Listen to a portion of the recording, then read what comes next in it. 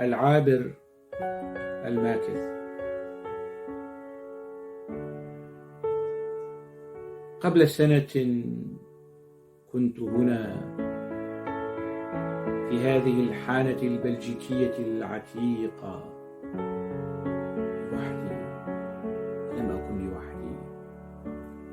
حول طاولتي 3 كراس خشبية عليها 3 معاطف نسائية. أمام كل كرسي كأس نبيذ أحمر. أشرب كأسي ولا يشغل ذاكرة شيء سوى حين كنت جريحا أنزف في جبال كردستان تحت قصف الطيران التركي. أشرب الكأس الثانية الموجودة على الطاولة. أتذكر حين كنت جريحا أنزف تحت الأنقاض في حلب والطيران الروسي يبتلع المدينة. أشرب الكأس الثالثة. أتذكر حين نزحت من عفرين حاملا على ظهري كرم زيتون وقريتي وقبور أجدادي. قتلني إنني لم أتمكن من حمل ذكريات الطفولة.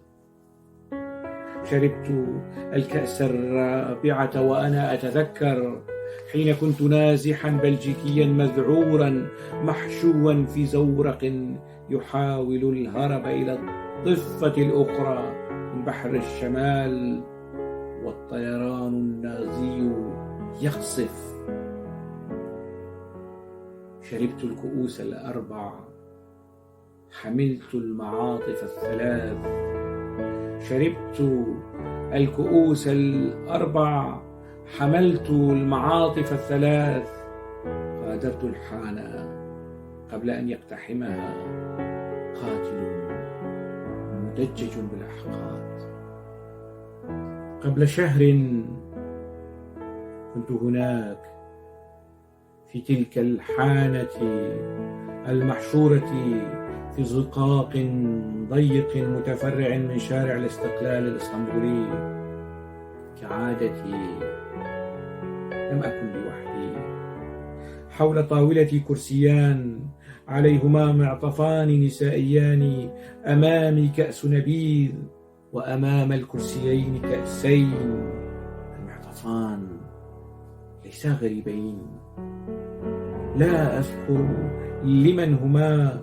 أشرب كأسي وأتذكر حين كنت مقاتلا في جيش دنيس جزمش وكيف قتلني جزمش ظلما برصاصة في الرأس حين ظنني خائنا.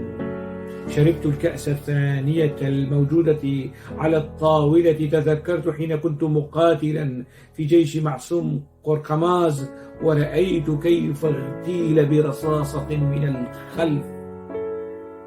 شربت الكأس الثالثة وتذكرت حين كنت طفلا أرمنيا يسير في قوافل الموت تحت ظلال حراب العثمانيين. شربت الكؤوس ال3 وحملت المعطفين.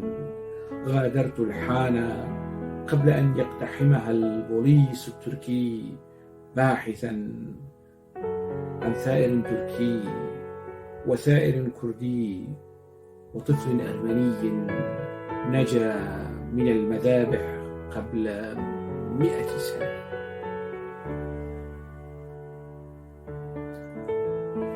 منذ أسبوع وأنا هنا في هذه الحانة الدمشقية القديمة واليتيمة. وحيدا كنت ولم أكن. أمامي كرسي عليه معطف نسائي تفوح منه روائح 1000 امرأة من 2000 مدينة. كأسي مترعة بالنبيذ وعلى الطاولة كأس نبيذ أمام الكرسي الآخر. شربت متذكرا حال دمشق قبل مرور البرابرة. صرت أبكي وأشكو حالي لأنقاض المدينة. شربت الكأس الأخرى وسط دوي القنابل الذي فشل في قتل موسيقى كلاسيكية تطوف الحانة. تذكرت حين كنت صياد سمك قبرصي قتل في الحرب الثانية بقصف طائرة فرنسية.